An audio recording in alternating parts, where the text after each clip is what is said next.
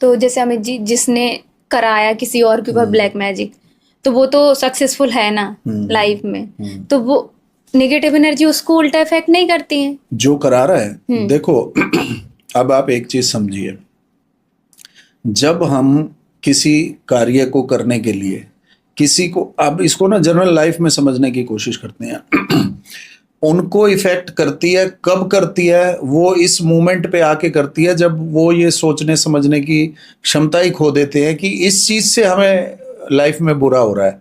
अब मैं एक एग्जांपल आपको बताता हूँ, इससे आपको समझ आएगा। अब मान लो मुझे अपनी लाइफ के अंदर कोई कार्य सिद्ध करवाना है, कोई गलत कार्य सिद्ध करवाना है। अब गलत कार्य को करने के लिए हम अच्छे आदमी के पास तो जाएंगे नहीं, हमें पता है। इसका एग्जाम्पल मैं ले लेता हूं। मान लो एक कोई सीधा साधा बच्चा है और वो, उसके पैसे किसी दोस्त ने लिए, 10 लाख रुपए ले लिए। अब वो उसके पैसे उसको वापस नहीं मिल रहे, ठीक है। अब इसके सामने दो रास्ते हैं। नंबर एक, तीन रास्ते हैं। नंबर एक, परेशान होकर के सुसाइड कर ले। लेकिन इसने हिम्मत करी, इसने कहा कुछ भी हो जाए मैं अपने पैसे निकलवाऊंगा, क्योंकि अगर ये पैसे इसको नहीं मिलते तो इसका जीवन खराब है। अब बचे दो रास्ते। एक रास्ता कि ये कोर्ट पे केस करे, कोर्ट में केस करे, पुलिस का सहारा ले और फिर अपने पैसे प्राप्त करे जी।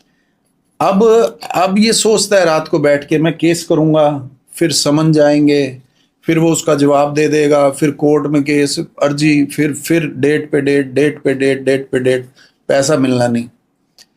अब फिर तीसरा रास्ता इसको समझ में आता है कि हमारे मोहल्ले का एक बदमाश है, अब मेरे 20 लाख हैं, मैं उसके पास जाता हूँ। ये जाता है उसके पास कि प्रभु ऐसे ऐसे मेरे 20 लाख रुपए फंस गए हैं, तो आप मेरे पैसे निकलवा दो। तो वो कहता है ठीक है निकाल दूंगा, 5 लाख मेरे। या बड़ा बदमाश है तो वो कहेगा 10 तेरे 10 मेरे। तो आप पूरा सोच समझ के आए हो, आप कहोगे ठीक है जी 10 आपके 10 मेरे, 10 तो मिलेंगे जी। अब वो उसने पैसे दे दिए। अब वो 10 लाख रुपए उसने निकाल करके एक ही दिन में गया, 10 गुंडों को लेकर के गया, मारा पिटाई करी, उसको बोल के दे 4 दिन के अंदर पैसे चाहिए, चाहे अपना घर बेच। अब वो थ्रेट उसको इतना मिला कि उसने चाहे सोना बेचा चाहे कुछ भी किया, उसने उसको 20 लाख रुपए ला करके दे दिए। उसने उसको ऑफिस में बुलाया, 10 उससे ले लिए, 10 उसको मिल गए। वो भी खुश, वो भी खुश, वो भी खुश। अब देखो क्या होगा। अब ये आपका सवाल आ गया वही कि भाई जो काम करवा रहा है कि वो तो मजे कर रहा है। अब इसने गलत रास्ता चुना अपना कार्य सिद्ध करने का। अब वो एक्टर या वो कोई कलाकार या कोई भी XYZ अपना एक गलत रास्ता चुनता है। ये जो देवी देवता जो भोग लेकर के कार्य करते हैं, मैं ये चाहे जाने अनजाने ये उसी कैटेगरी में आ जाते हैं जो क्रूर देवताओं की कैटेगरी में आ जाते हैं, ठीक है।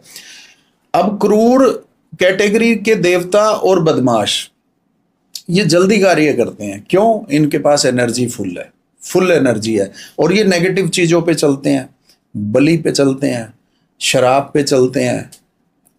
अब देखो ना, बड़ा व्यवहारिक बात है, एक सूफी आदमी आ रहा है, चावल दाल खाने वाला है ना, आप उसको थप्पड़ मार के उसकी जेब से पैसे निकाल सकते हो, कोई बदमाश। एक शराबी है, रोज शराब पीने वाला, तो वो कितना दिलेर होगा। तो यही कैटेगराइज हो जाता है उसके अंदर भी, देवी देवताओं के अंदर भी, क्रूर में और सौम्य में। अब वो बदमाश ने उसके पैसे दिला दिए, अब समझो कि इसको नुकसान कब मिलेगा।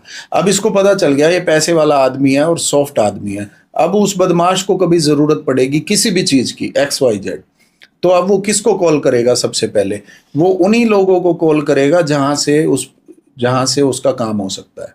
अब फ्यूचर में मान लो इसको 10 लाख रुपए और चाहिए, तो वो अब इसी आदमी को बुलाएगा जो 10 लाख रुपए दे करके गया था, भाई कुछ भी कर, मुझे 10 लाख रुपए चाहिए ही चाहिए।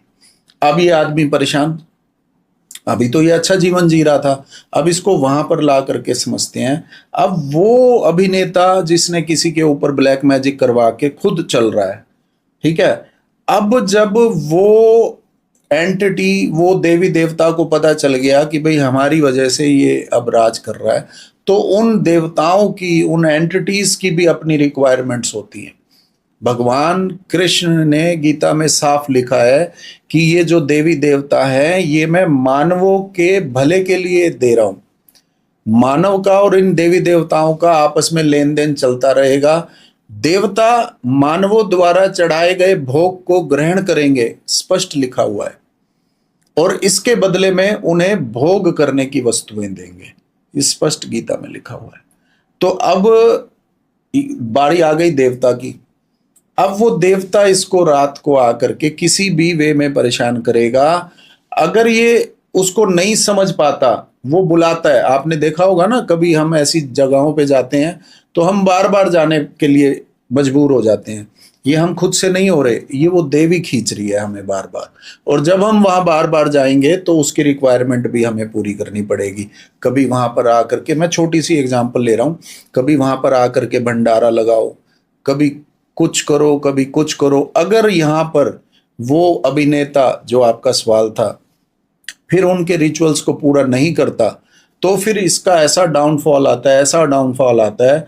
ऐसे लोग फिर आपने जो देखा होगा बुढ़ापे में इतनी लंबी बीमारी से पीड़ित होकर के भोग भोग करके मरते हैं। मुझे याद आ गया, पानीपत का एक ऐसा केस था जो अपने ही रिलेशन में किसी मेल को उस ब्लैक मैजिक उसने करवाया, और उस मेल को इतना मजबूर कर दिया, दिन रात वो शराब पीता रहता था, शराब पीता रहता था।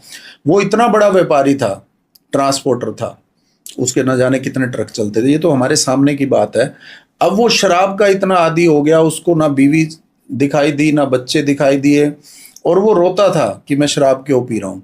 लेकिन वो ब्लैक मैजिक ऐसा हुआ उसके ऊपर, उसके घर में वो पाई गई थी हांडी और ये सब कुछ, पुतला वुतला ये। अब उसका इलाज लाखों जगह से उन्होंने करवाया, लेकिन उसका इलाज नहीं हुआ। अब वो धीरे धीरे शराब पी पी करके खत्म हो गया। अब वो जो लेडी थी जिसने करवाया था, अभी आपके सवाल का फिर उत्तर दे रहा हूं, उसको बुढ़ापे में ऐसा रोग हुआ, ऐसा रोग हुआ कि उसके शरीर में से जिंदा कीड़े निकलते थे। जब उसकी डेथ हुई तो उसका शरीर जो था ना, उसको घर वाले बोल रहे थे जल्दी इसको लेकर के जलाओ वरना पूरे घर में कीड़े हो जाएंगे। उसके शरीर में से कीड़े, हमने सुना है ना कि शरीर में से कीड़े निकलेंगे तेरे, तो ऐसा हमने सुना है। ये हमारे से ऊंचे वाली पीढ़ी यानी हमारे बड़ों ने हमें बताया। ठीक है, तो ये आपके सवाल का जवाब है, भोगना जरूर पड़ता है और इसी जन्म में भोगना पड़ता है। मैं इस चीज में विश्वास रखता हूं कि अगले जन्म में तो बचा खुचा बैलेंस जो रह जाता है वो भोगना पड़ता है। मेन हमें इसी जन्म